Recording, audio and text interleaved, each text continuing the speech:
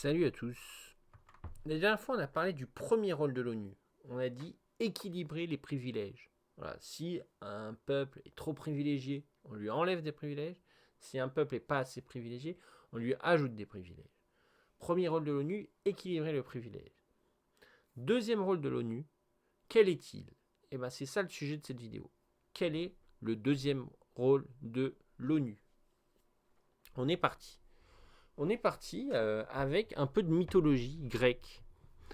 Tantale, qui a cuisiné son propre fils et qui l'a servi aux dieux. Voilà, parce qu'il était un peu devenu psychopathe sans même s'en rendre compte, tu vois.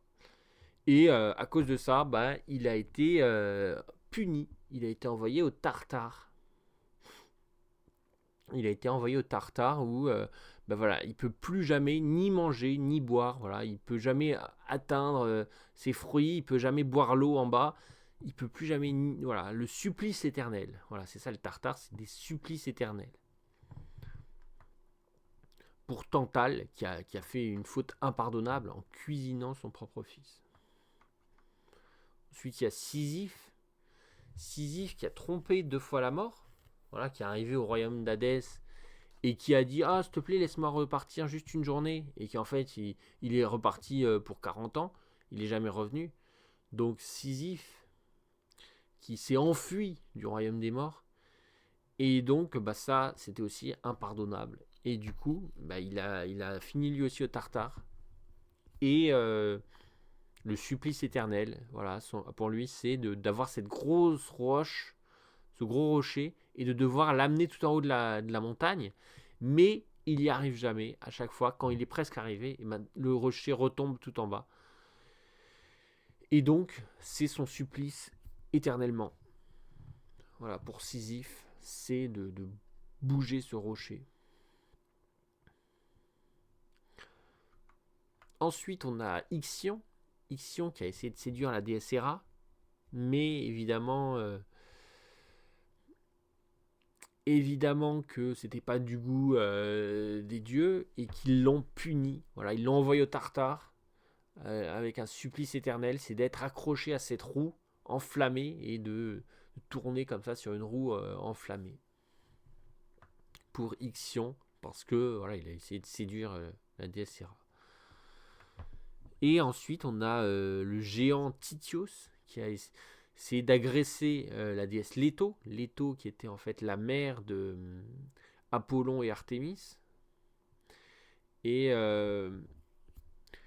et ben finalement, Apollo et Artémis ils sont intervenus et ils l'ont envoyé au Tartare pour un supplice éternel. C'est-à-dire qu'il y a 2 vautours qui lui dévorent chaque jour son foie. Voilà, et le foie repousse pendant la nuit, mais le lendemain, les vautours reviennent et lui dévorent à nouveau le foie. Et donc, pour l'éternité, eh ben, il y a ce supplice de se faire dévorer vivant le foie. Donc, vous voyez que dans la mythologie grecque, voilà, quand il y a une énorme bêtise qui est faite, une énorme faute qui est commise, eh ben, la personne est envoyée au Tartare avec un supplice éternel.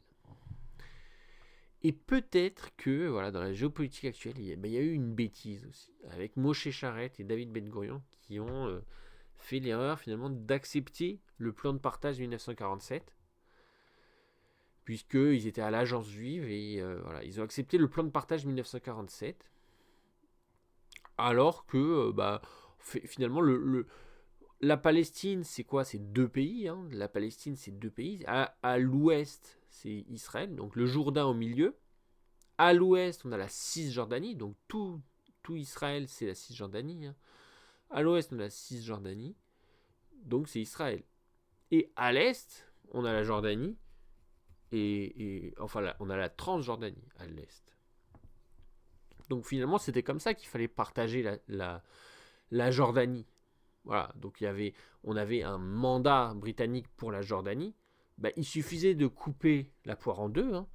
D'un côté, pour les Juifs, on a la Cisjordanie. De l'autre côté, pour les Arabes, on a la Transjordanie. Voilà. Transjordanie pour les uns, la Cisjordanie pour les autres. C'était tout simplement ça qu'il fallait faire. Mais eux, les petits malins, là, bah, ils se sont mis en tête de accepter le plan de partage 1947 et de donner Gaza et machin, et la Banque de l'Ouest et machin. Donc, énorme erreur, impardonnable. Et peut-être qu'ils mériteraient eux aussi finalement de finir au tartare, comme Titios, Ixion, Sisyphe et Tantale. Donc voilà, peut-être que, à mon avis, ils ont commis une énorme erreur et qu'ils risquent de finir au tartare. Voilà, il suffisait de dire, voilà, nous, ce qu'on veut, c'est un partage 50-50, comme ça, le Jourdain au milieu, une frontière géographique, c'est parfait. Le Jourdain au milieu, et on partage 50-50, tout simplement. Mais eux, voilà, ils sont plus malins que tout le monde, alors forcément, ils ont accepté le plan de partage 1947, ce qui était une énorme erreur. La résolution 181, et ça a eu des répercussions énormes et assez catastrophiques.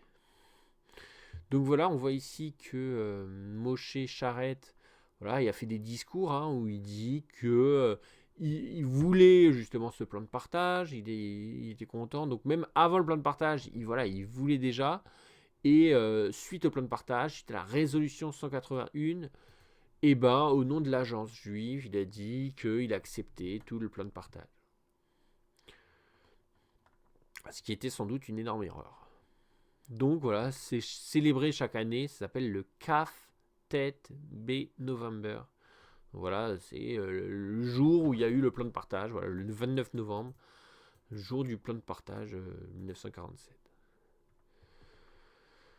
Et en 1947, évidemment, qui c'est qui est à la tête de l'agence juive? C'est David Ben Gourion. Donc, lui aussi, il avait évidemment son mot à dire et il a accepté, lui aussi, le plan de partage. Donc, en fait, finalement, on a Moshe Charette, c'est l'architecte, c'est lui qui était à l'ONU, qui disait oui, c'est bien, c'est intéressant, c'est comme ça qu'il faut faire et tout. Et puis lui qui était le chef et qui a dit oui, allez, on va accepter. Donc voilà, les deux acolytes, mais qui ont pris des très mauvaises décisions finalement. Alors, qu'est-ce qui se serait passé si on n'avait jamais accepté le plan de partage, si l'agence juive n'avait jamais accepté le plan de partage? Parce que c'était ça, finalement, la bonne décision à prendre. C'est de dire, voilà, on veut 100% de la Cisjordanie et on donne 100% de la Transjordanie. Voilà, comme ça, les Palestiniens ont leur pays, la Transjordanie, et les Israéliens ont leur pays, Israël. Voilà.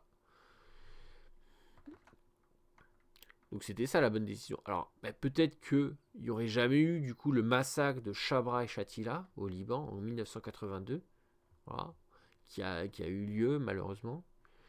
Que peut-être il n'y aurait jamais eu les intifadas, qui peut-être il n'y aurait jamais eu une révolution islamique en 1979 en Iran, qui n'aurait pas tous ces efforts pour obtenir des armes nucléaires, etc. Puisqu'en fait, tout ça, c'est des conséquences de la guerre, conséquences des conflits interminables, etc. Il n'y aurait peut-être jamais eu les attaques du 7 octobre. Finalement, il n'y aurait jamais eu tout ça. Tu vois, si d'entrée de jeu, on avait dit, voilà, on veut un partage équitable, voilà, avec la Cisjordanie pour les uns, la Transjordanie pour les autres. Si d'entrée de jeu, on avait dit, on veut un partage équitable, on aurait évité énormément de guerres, énormément de conflits, énormément de bombardements. Voilà, il n'y aurait pas eu tous ces problèmes au Liban, il n'y aurait pas eu tous ces problèmes en Syrie, il n'y aurait pas eu tous ces problèmes avec l'Iran. On aurait évité énormément de problèmes si on avait dit, voilà, c'est ça le partage qu'on veut. C'est la Cisjordanie pour les uns, la Transjordanie pour les autres. Mais évidemment, eux, les deux petits là, qui se croient toujours plus malins que tout le monde, mais ils ont fait une énorme erreur en acceptant le plan de partage. Alors après, je dis pas que ils n'ont pas des circonstances atténuantes. Ils ont des circonstances atténuantes. Voilà, peut-être qu'ils subissaient des pressions de la part de l'ONU, qui voulaient à tout prix se créer un foyer national immédiatement et tout. Alors après, peut-être que voilà, ils avaient des circonstances atténuantes, mais parfois, ça suffit pas d'avoir des circonstances atténuantes. Et voilà, s'ils s'étaient pas empressés d'accepter le plan de partage en 1947, ni l'Afrique du Sud, ni la France n'auraient jamais contesté la souveraineté israélienne sur la Cisjordanie. Voilà. Aujourd'hui, aujourd'hui, ils se plaignent parce qu'on conteste leur souveraineté sur la Cisjordanie. Mais oui, mais s'ils n'avaient pas accepté le plan de partage, on n'aurait jamais contesté leur souveraineté sur la Cisjordanie. Ils peuvent s'en prendre qu'à eux-mêmes, tu vois. Ils peuvent s'en prendre qu'à eux-mêmes. Donc vraiment, ils ont fait une énorme erreur et peut-être vraiment qu'ils risquent de finir au tartare, quoi, les deux. Et enfin, donc voilà, ils ont créé, suite à ça, et ben, il y a eu une série de désastreuses aventures. Hein. C'est comme les orphelins Baudelaire, hein. C'est une série de désastreuses aventures. Pendant des décennies, ça finit plus. Et avec des conflits de partout. Et peut-être que voilà, le deuxième rôle de l'ONU, quel est-il? Et ben peut-être que le deuxième rôle de l'ONU, ça devrait être d'avoir le pouvoir justement d'invalider les mauvaises décisions prises par des mauvais chefs politiques. Voilà, eux considèrent que eux, ben, ils risquent d'aller au tartare. Voilà, ils vont au tartare et puis ensuite on répare derrière eux leurs erreurs. On considère que ça, c'est des erreurs. Ils partent au tartare et maintenant on va réparer, on va annuler ces décisions qu'ils ont prises, hein, au nom de l'agence juive, au nom de machin. On va tout annuler, tout effacer et dire voilà, c'est ça le deuxième pouvoir de l'ONU, le deuxième rôle de l'ONU, c'est d'invalider les décisions qui sont trop mauvaises, parce qu'en fait c'est mauvais pour tout le monde. C'est pas mauvais juste pour Israël. Tu vois, c'est mauvais pour tout le monde. Pour la Transjordanie, c'est mauvais. Pour la Syrie, c'est mauvais. Pour le Liban, c'est mauvais. Pour l'Égypte, c'est mauvais. Pour l'Iran, c'est mauvais. C'est mauvais pour tout le monde. Voilà, ça crée des guerres, des conflits perpétuels depuis 70 ans et ça finit jamais, tu vois. Donc, voilà, le deuxième pouvoir de l'ONU, c'est de dire on arrête, on annule cette mauvaise décision, on revient à un plan de partage plus juste, hein, parce que ça c'est finalement le vrai plan de partage qu'il aurait toujours dû y avoir, hein. C'est le plan de partage le plus juste, c'est de dire, ben voilà, la Palestine c'est tout ça, la Palestine c'est les deux pays réunis, ben on va diviser la Palestine en deux, à l'ouest ce sera la Cisjordanie, à l'est ce sera la Transjordanie. Donc voilà, et c'est juste ça, le seul plan de partage qui aurait jamais dû y avoir. Mais eux, voilà, ils voulaient faire un autre plan de partage complètement nul, complètement bidon. Et malheureusement, ben, ça s'est fait, mais c'était une erreur historique et qui a créé beaucoup de problèmes. Voilà. Donc voilà, il faut voir que parfois, ben, les gens commettent des erreurs. Tu vois, faut pas dire ah oui, mais il avait une circonstance atténuante, alors on va lui pardonner, machin. Non, on s'en fiche de la circonstance atténuante. Ça nous intéresse pas la circonstance atténuante. On voit, il a fait une erreur.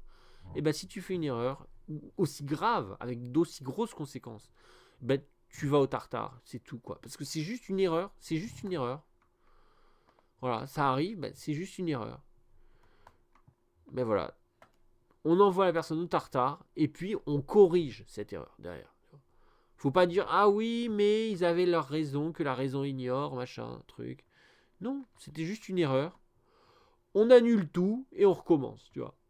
C'est juste ça qu'il faut faire, voilà. À mon avis. Et c'est le rôle de l'ONU de faire ça. C'est le rôle de l'ONU d'avoir ce pouvoir d'invalider les décisions qui sont trop mauvaises, qui sont mauvaises pour tout le monde. Voilà. C'est pas juste mauvaise pour eux-mêmes, non, c'est mauvais pour tout le monde, c'est mauvais pour toute la région. Voilà, le seul plan de partage qui n'aurait jamais dû y avoir, c'est celui-ci. Division en deux la Palestine, Cisjordanie pour les uns, Transjordanie pour les autres. Point final. Voilà. On ne veut pas en entendre parler de la résolution 181. Elle est trop nulle, elle est trop mauvaise. Voilà. J'espère que vous avez apprécié et je vous dis à la prochaine. Salut.